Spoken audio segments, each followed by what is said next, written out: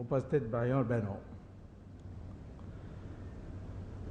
ये जो बिल है ये आ रही है आएगी 2011 से बताया जा रहा है और इसकी विवरण अभी हमारे वरिष्ठ न्यायाधीश शंभुनाथ जी ने आपको दिया। इस बिल का तो मुख्य लक्ष्य है कि हिंदू समाज को विघटित करना है और आने वाले चुनाव के लिए ये प्रस्तुत करना है कि माइनॉरिटीज़ को थोक में सोनिया गांधी की नेतृत्व पार्टी को या गठबंधन को वोट देना है। लेकिन इस पर निराश होने की जरूरत नहीं, क्योंकि बिल आएगा नहीं। आएगा तो कोर्ट में खारिज हो जाएगा। एक प्रयास हुई उनकी तरफ से, ये नहीं कि देश में सब लोगों ने इसको डर के मारे देखते रहे। सारा देश में एक हवा बन गई है इस पर। यहाँ जो आप सेमिनार कर रहे हैं इसकी भी असर होगी। राष्ट्रीय स्वयंसेवक संघ ने कई जगहों में इसकी हवा फैलाई इसके खिलाफ, और जिसको मैं ताड़का कहता हूँ, सोनिया नहीं कहता हूँ, ये ताड़का कितने दिन रहेगी इस पर भी मुझे आजकल संदेह है, क्योंकि ये बार बार जाती है हॉस्पिटल। अमेरिका के मिनेसोटा में मेयो क्लिनिक है, वहाँ जाकर आती है। अभी दोबारा जाएगी, अभी तो आई है लेकिन 10 तारीख को फिर जाने वाली है। वहाँ के लोग मुझे बताते हैं कि इसको कैंसर है। इसने विपल प्रोसीजर बना करके जो सारा पेट ही उन्होंने ऑपरेट कर दी है और बहुत दिन रहने वाली नहीं है। तो मुझे ये सोनिया गांधी के बारे में चिंता नहीं। ज़्यादा दिन रहें और तिहाड़ के जेल में रहें तो और भी अच्छा होगा। और हो सकता है, मैं ये कहता हूं कि थोड़ा आशावादी आप लोगों को रहना चाहिए।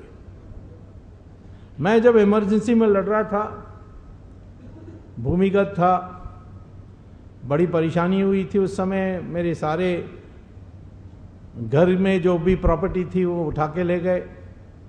घर मेरा नहीं था इसीलिए घर को नहीं उठा के ले गए, पर घर के सामान सब उठा के ले गए। मेरे 2 लड़कियां थी, बच्चे, एक 2 साल और एक 4 साल, और मेरी पत्नी। उनको कोई मिलने के लिए नहीं आता था, क्योंकि कोई मिलने के लिए आएगा तो उनको भी जेल में डाल देते थे, और ये वो किसी को मिलने के लिए जाती थी तो उनको भी जेल में डाल देते जिसके घर में जाती थी। तो इसीलिए वो अकेले थे। तो उस समय कई लोगों ने प्रयास किया मुझे ये कहने के लिए ये इमरजेंसी जाएगी कैसे। ये हिंदुस्तान की जनता को जो भी बाहर से आता था वो इसको पीट कर यहाँ राज करता था, और इसीलिए ये गरीब लोगों को डेमोक्रेसी क्या समझ में आने वाली है। जाएगा कैसा, ऐसे ही सवाल मुझे पूछते थे। मैं उनका एक ही जवाब देता था कि मुझे नहीं पता कैसे जाने वाला है, परंतु मुझे लड़ना है इतना जानता हूं और लड़ते रहूंगा। और एक दिन मैंने देखा कि इंदिरा गांधी ने चुनाव घोषणा कर दी, और चुनाव में पहले कई नेताओं ने कहा कि चुनाव लड़ना नहीं चाहिए, हमारे पास कोई पैसा नहीं है, हम सब लोग जेल में थे। यानी मुझे तो पकड़ नहीं सकी तो मैं जेल में नहीं था।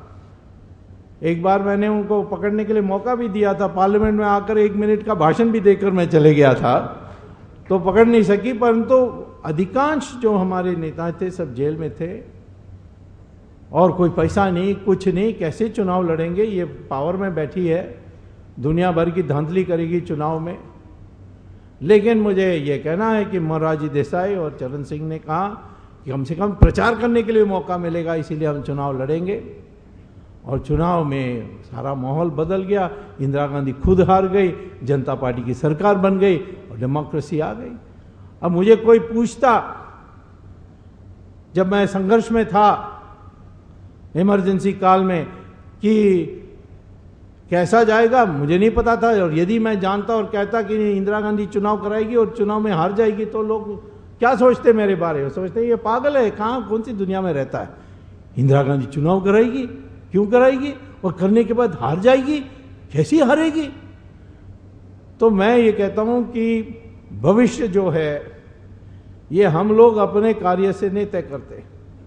हाँ, हमारी जो कर्म है, अच्छे कर्म होंगे, उसका फल के रूप में मिल सकता है, लेकिन घटनाएं इतिहास को तय करती हैं। हमारी कार्य से भविष्य तय नहीं होता है। इसीलिए हमारा एक ही कर्तव्य है, लड़ना है देश के लिए।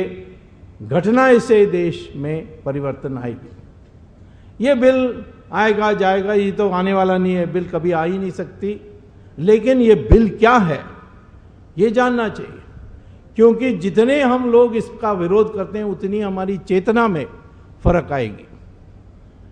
एक संज्ञा पैदा होगी जिससे देश में परिवर्तन आ सकती है। हमारे कई नेताओं हैं जो हार गए लड़ाई में, परंतु उन्होंने ऐसा दृश्य बदल दिया कि हमारे देश आजाद होने के रास्ते पर आ गई। राणा प्रताप, कोई जीता, वो घास की रोटी खा कर के रहा। उसके रिश्तेदार मान सिंह आए उनके पास एक बार कि क्यों ऐसा आप रहते हो। अकबर कहता है, अकबर ने मुझे संदेश दिया है आपको देने के लिए कि उसको बादशाह मान लो और वो सब लौटा देगा आपको। तो राणा प्रताप ने कहा नहीं, मैं नहीं मानूंगा। तो उन्होंने कहा फिर क्या, जीवन भर घास की रोटी खाओगे? तुम्हें क्या मिलने वाला है? उन्होंने कहा यह मिलने वाला है कि भविष्य में हर मां अपने बेटे के नाम राणा प्रताप रखेगा, आपके नाम पर थूकेगा।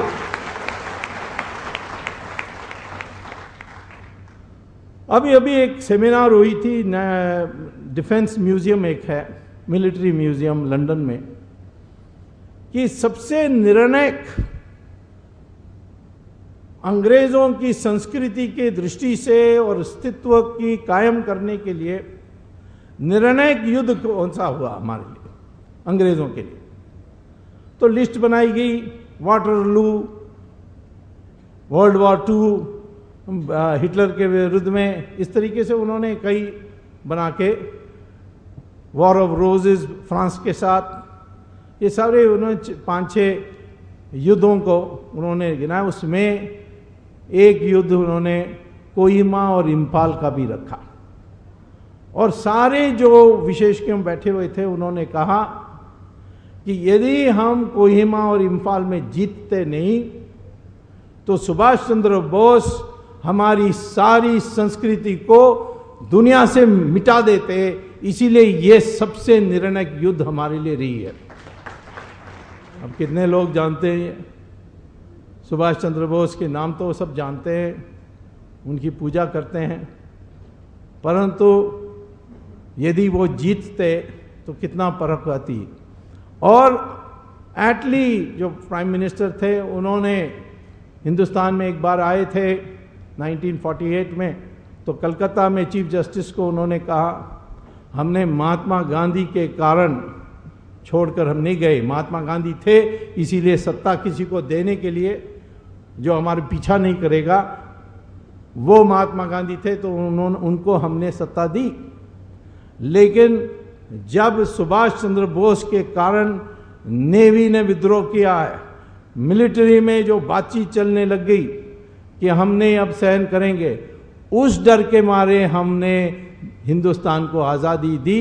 तो मैं आपको क्या कहना चाहता हूँ, जीते हारे परंतु चेतना में फर्क आनी चाहिए। वो है आज हम जो सेमिनार कर रहे हैं और देश भर में जो सेमिनार हो रही है इसके विरुद्ध में, वो बिल आएगी उस डर के नहीं, बिल तो नहीं आने वाली है, लेकिन हमारे देश में आज आवश्यकता है कि एक चेतना जगानी है कि हम कौन हैं, हिंदुस्तान महान क्यों बननी चाहिए, कैसे बनेगी, इसके लिए तैयार करने के लिए वो हिम्मत हो, वो एक एक रचनात्मक भावना, ये जो हीन भावना आती है ना कि ये हो रहा वो हो रहा, हम पिट रहे हैं मर रहे हैं, एक हिसाब से एक हिसाब तक ये ठीक है, लेकिन उसके साथ ही ये होना चाहिए हम इसके विरुद्ध, इस युद्ध के विरुद्ध में जीतेंगे और देश में पुनरुत्थान लाएंगे।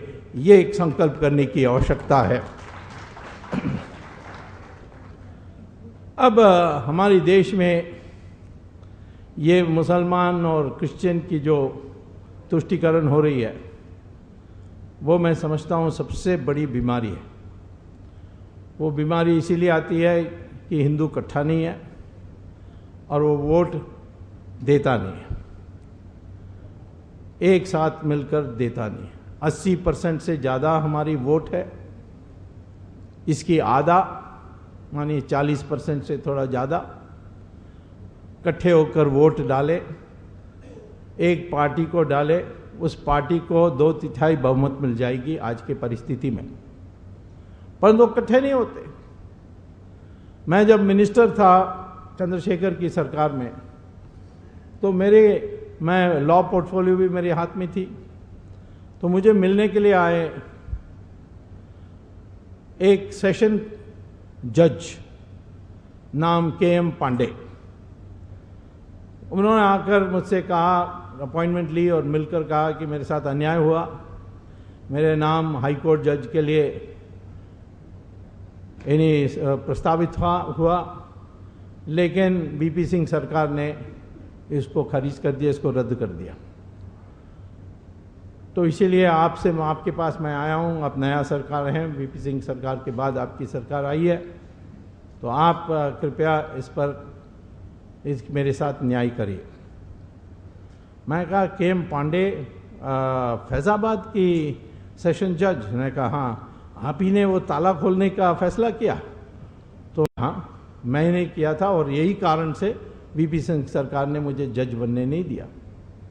मैंने फाइल मंगवाया तो देखा VP सिंह ने उसमें यही लिखा था कि इनको कतई जज नहीं बनाना है क्योंकि इन्होंने ताला खोलने के आदेश दिए। तो मैंने उनको कहा मेरे लिए एक बड़ी समस्या है, वो है हमारे मुख्यमंत्री उत्तर प्रदेश के उस समय मुलायम सिंह हैं और मुलायम सिंह तो विरोध करेगा, तो मैं कैसा बनाऊंगा? तो उन्होंने कहा कि आप कर सकते हैं, इस विश्वास के साथ मैं आया, मैं आपको छोड़कर जाता हूँ। मैं कहा अच्छा ठीक है, 1 हफ्ते के बाद आओ, क्योंकि साफ था कि उनके साथ अन्याय हुआ, क्योंकि उनका रिकॉर्ड एक ईमानदार जज का था। तो फिर मैंने मुलायम सिंह को फ़ोन किया और कहा मुलायम सिंह, मैं आपको सूचना देता हूं कि अगले हफ्ते मैं KM पांडे को हाईकोर्ट जज बनाने वाला हूं। तो मुलायम सिंह ने कहा वही जो फैज़ाबाद? मैंने कहा हाँ वही फैज़ाबाद। कहा मत करिए, मेरा नाक कट जाएगा, बेड़ा गर्क हो जाएगा, ये वो दुनिया भर की उन्हें फ़ोन में चिल्लाया। मैंने कहा देखो मुलायम सिंह, मैंने आपको अनुमति लेने के लिए फ़ोन नहीं किया, मैंने सिर्फ सूचना देने के लिए फ़ोन किया ताकि आप अखबार से ना पढ़े। उन दिनों में लॉ मिनिस्टर के पास वो अधिकार था। तो उन्होंने कहा फिर ठीक है, मुझे मेरे बचाव के लिए आप मुझे फाइल भेज दीजिए, मैं आपके लिए भी रास्ता ढूंढूंगा। तो उन्होंने फाइल में लिखकर भेजा कि KM पांडे ईमानदार, निष्कपट, ज्ञानी व्यक्ति हैं, लेकिन उन्होंने ताला खोलने के आदेश दिया, इसीलिए इसको कतई जज नहीं बनाना। और जैसे फाइल आई वापस, मैंने ऑर्डर कर दिया कि उनको जज बनाना है।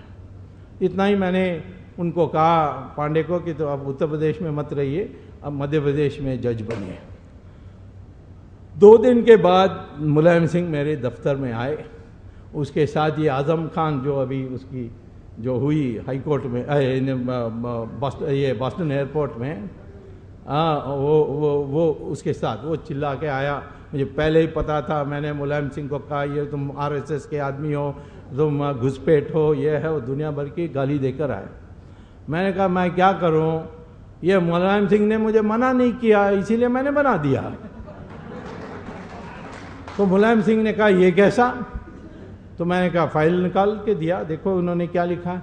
तो आजम खान ने कहा, उसने कहा कतई नहीं बनाना है। मैंने कहा मुलायम सिंह को लिखना चाहिए, ये नालायक है, बदमाश है, चोर है, इसको कभी जज नहीं बनाना चाहिए। वो लिखते हैं ये ईमानदार है, निष्कपट है, ज्ञानी है, लेकिन उनका जजमेंट उनको पसंद नहीं है, इसीलिए जज नहीं बनाओ। ये मैं ऐसा कह, ये तो मुलायम सिंह का कसूर है।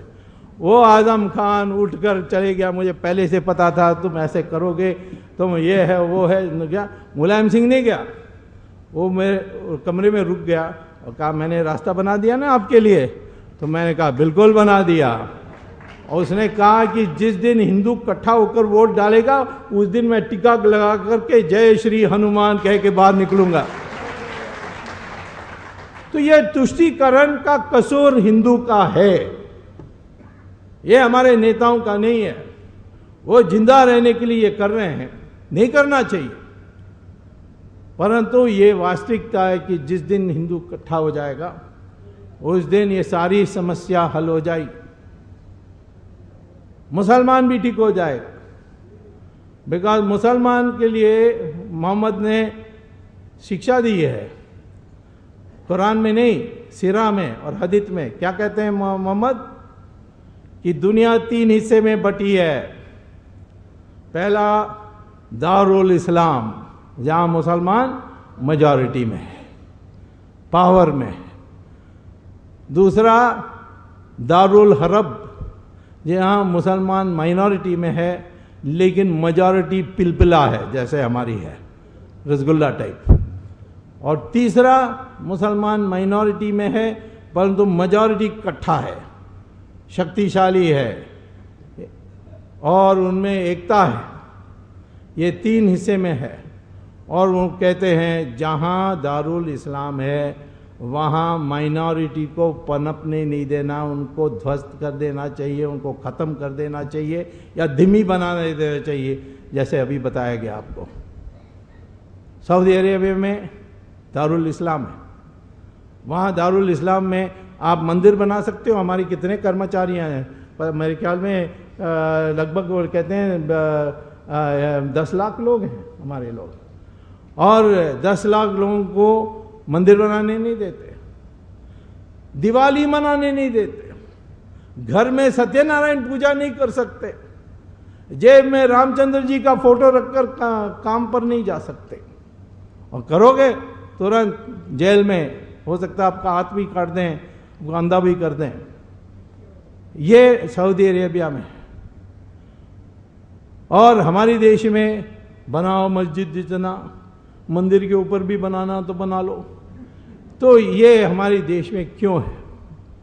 यहाँ वो मोहम्मद क्या कहता है कि हिंदुस्तान जैसे देश में मुसलमान मांगते रहना चाहिए, पहले यूनिफॉर्म सिविल कोड नहीं चाहिए, अच्छा ठीक है, फिर रिजर्वेशन चाहिए, अच्छा हम सचार कमेटी बना देते हैं आपके लिए, फिर हिंदू को पीटने के लिए हमें अधिकार मिलना चाहिए, कम्युनल वायलेंस बिल ला देते हैं। मांगते रहो जब तक वो हताश होकर के सारा आपको नहीं सौंप दे।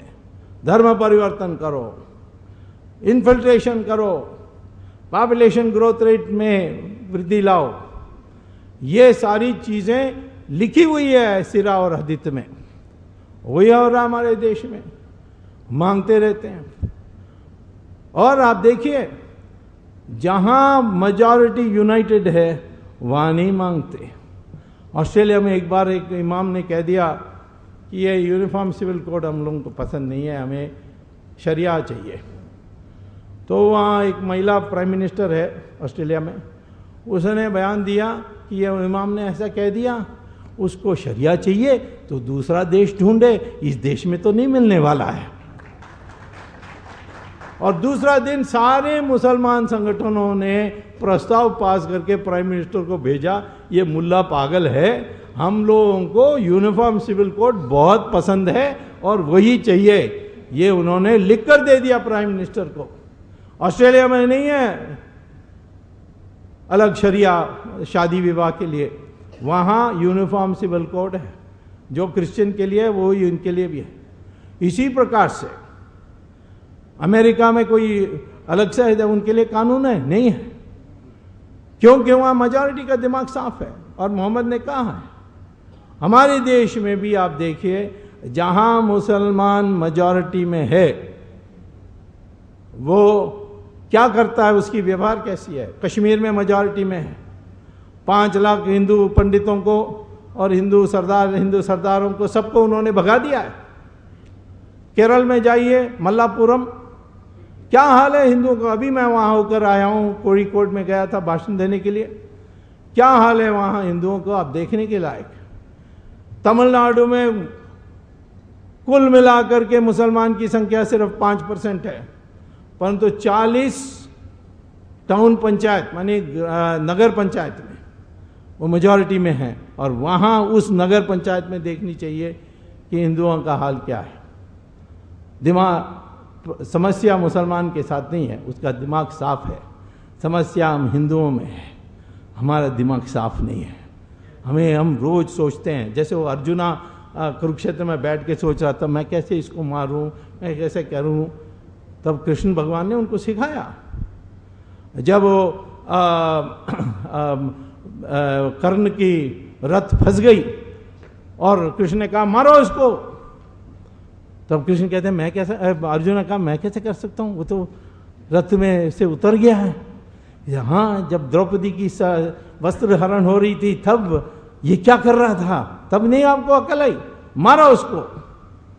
यही भीष्माचार्य के बारे भी कहा, वो पूज्य हैं, मेरे गुरु हैं। अर्जुन ने कहा ये हमारी बीमारी है, जो अर्जुन की बीमारी है वो है, वो दिमाग अपनी साफ करो, मुसलमान अपने आप ठीक हो जाएगा। ये मैं आपको बताना चाहता हूं।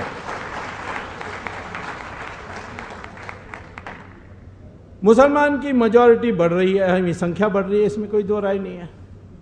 उनकी जनसंख्या भी बढ़ रही है बच्चे पैदा करने की दृष्टि से, और इन्फिल्ट्रेशन भी हो रही है। तो हम तो उस पर्दा में पड़ना बहुत मुश्किल है। तो हमें क्या करना चाहिए, मुसलमान को जो ये माने कि उनका पूर्वज हिंदू है, उसको धीरे धीरे हिंदू बना दो। और ये बन सकते हैं। आज जो माहौल बन रही है धीरे धीरे दुनिया में मुसलमान इस्लाम के बारे, उसके कारण यदि हिंदू समाज में मुसलमान की स्वीकृति होगी धर्म परिवर्तन करने के बाद, तो मैं कहता हूं कि बहुत जल्दी मुसलमान की बड़ी संख्या में लोग धर्म बदल करके दोबारा हिंदू बनेंगे। परंतु उसके लिए एक योजना बनानी पड़ेगी। जब राष्ट्रीय स्वयंसेवक संघ के सरसंघचालक सुदर्शन जी ने जाकर राजस्थान में धर्म परिवर्तन किया, उसके बाद थोड़ी दिन के बाद वही मुसलमान जो हिंदू बन गए वो आकर उनसे कहा कि हमें अब शादी ब्याह में कोई लड़की देने के लिए तैयार नहीं। ये जो हमारी जाति प्रणाली है, ये हमारे देश के लिए एक रुकावट है। इसीलिए हम लोगों को आज ये स्वीकार करना चाहिए कि जो अपने को हिंदू कहता है उसको बराबर अपने को हिंदू मानना चाहिए। और यदि ये हो जाए तो दुनिया भर में हिंदू पैदा होगा। अभी थोड़े दिन के पहले, 3 साल पहले, एक बहुत मशहूर हॉलीवुड की एक्ट्रेस जूलिया रॉबर्ट्स, पता नहीं आप लोगों ने किसी ने उसका सिनेमा देखा है, और कई ऑस्कर जीती है और उसने बहुत पैसा बनाया। वो शूटिंग में आई, फिर उसने कहा कि मुझे इस आश्रम में जाना है, तो ले गए वो कर्मचारी। वहाँ उसने साधु को कहा, गुरु को कहा कि मैंने तो कितना कमाया है, $मिलियंस हैं मेरे पास, मैंने सारे जो ऑस्कर जीतने थे सब जीत ली, लेकिन मैं सुखी नहीं हूँ। ये आप सिखा सकते हैं, मैंने सुना इसलिए मैं आई हूँ। तो साधु ने कहा कि आपको 1 हफ्ता रुकना पड़ेगा, ऐसे ही मैं 1 घंटे में नहीं बता सकता। तो 1 हफ्ता रुकी वो, और साधु ने उनको प्राणायाम सिखाया, योगा सिखाया, उन्होंने कई मंत्र सिखाई, फिर उन्होंने गीता पर प्रवचन दी उनको, और उसमें परिवर्तन आया। उसने अनुभव किया और अनुभव करने के बाद वो वापस अमेरिका गई और हॉलीवुड में उसने एक प्रेस कॉन्फ्रेंस की, जो आप गूगल में आप सर्च इंजन में लगा दोगे उनके नाम जूलिया रॉबर्ट्स, वो सारी बात आ जाएंगी। उन्होंने प्रेस कॉन्फ्रेंस करके अपने पति को खड़ा किया बगल में, 2 बच्चों को खड़ा किया और कहा कि मैं आज पहली बार संतुष्ट व्यक्ति हूँ, I am a happy person, और यह हिंदू धर्म के कारण है, और इसीलिए मैं और मेरे पति और दोनों बच्चे आज से हिंदू बन गए हैं, इन्होंने ऐलान किया। आज हमारी योगा फैल रही है। ओबामा से मेरी पिछले जुलाई में डिनर में उन्होंने आमंत्रित किया था, मैं गया तो वो मुझे बता रहे थे कि अब तो योगा सब, अब तो हम इसको इंडियन भी नहीं मानते, हम तो अमेरिकन मानते हैं योगा को, और अब योगा इंडिया में भी फैशनेबल हो जाएगी, क्योंकि सफ़ेद चमड़े लोग स्वीकार करेंगे तो हम भी स्वीकार करेंगे। मैं आपको घोषणा करने चाहता हूँ, बताने चाहता हूँ कि भविष्य में आप देखोगे आने वाले 20 साल में कि संस्कृत की पढ़ाई अमेरिका में कंपलसरी होगी, क्योंकि कंप्यूटर के लिए सबसे अनुकूल भाषा संस्कृत है। ये अब उनकी शोध में आ गई है। ये सब हो रहा है, इसके लिए हम लोगों को अपनी तैयारी करनी चाहिए और अपने विराट स्वभाव हिंदू का दिखाना चाहिए। हमें आज हिंसा करने की जरूरत नहीं है, क्योंकि विराट हिंदू इकट्ठा हो जाए तो यही जो सत्ता है, ये जो शस्त्र है सत्ता की, ये अपने हाथ में आ जाएगी। एक बार आ जाए और यूनिवर्सिटीज में हम सही इतिहास, हमारे इतिहास पढ़ाएंगे तो बिल्कुल एक मंशा में परिवर्तन आएगा। मुझे अभी हमारे मित्र इन्होंने एक बात बताई कि हमने 800 साल विदेशों से आकर जो आए यहाँ राज करके गए, कहाँ है हमारी मर्यादा, ये वो उन्होंने सवाल उठाया। बहुत लोग उठाते हैं ये, लेकिन दूसरी दृष्टिकोण ये है कि ईरान में गए मुसलमान, पूरा कब्जा की, राज की, 15 साल में 100% ईरान को उन्होंने मुसलमान बना दी। बगल में गए मेसोपोटामिया, बेबीलोन, जिसका नया नाम है इराक, 17 साल में 100% मुसलमान बना दी। इजिप्ट में गए, कब्जा की, राज की, 21 साल में 100% मुसलमान बना दी। रानी चन्नम्मा हो कर्नाटक में, कट्टाबोमन हो तमिलनाडु में, या रानी झांसी हो या सुभाष चंद्र बोस हो, लड़ते रहे। विजयनगरम की साम्राज्य 300 साल चली और उसकी जो कितनी फैली हुई थी, आसाम तक पहुंच गई थी। लेकिन हमारे इतिहास में सिर्फ एक छोटा सा पैराग्राफ होगी कि दक्षिण में एक विजयनगरम साम्राज्य थी। लेकिन अकबर से औरंगजेब सिर्फ 150 साल, और एक एक अध्याय, एक एक चैप्टर हिस्ट्री बुक में पढ़ाया जाता है। तो ये तो हमारी गलत इतिहास जो लिखी गई है, जिससे हमारी दृष्टिकोण इस प्रकार से बनी है, इसको बदलना है। और आज हमें विराट हिंदू बनना है। सरकार बनेगी तो आपके नेता सब में विराटता होनी चाहिए। कश्मीर में क्या करना चाहिए? उन्होंने 5 लाख हिंदुओं को भगा दिया। हम लोगों को अपने भूतपूर्व सैनिकों से जो 1 करोड़ है उनमें से छांट करके 10 लाख को निकालना चाहिए। उनको हथियार देना चाहिए, पैसा देना चाहिए। कहना चाहिए कि जाओ कश्मीर में अपने कुटुंब के साथ और वहां जाकर बस के रहो, और अपने बंदूक चलाना तो बंदूक चलाओ। बदल आ जाएगी। मुसलमान ने, मैंने कहा ना, जहां मेजॉरिटी आवाज देगी एक साथ, एकता के साथ, वहां वो आपकी बात मानेंगे। हर मुसलमान आज प्राइवेटली मुल्ला को छोड़कर, कट्टरपंथियों को छोड़कर स्वीकार करता है कि मेरा पूर्वज हिंदू है।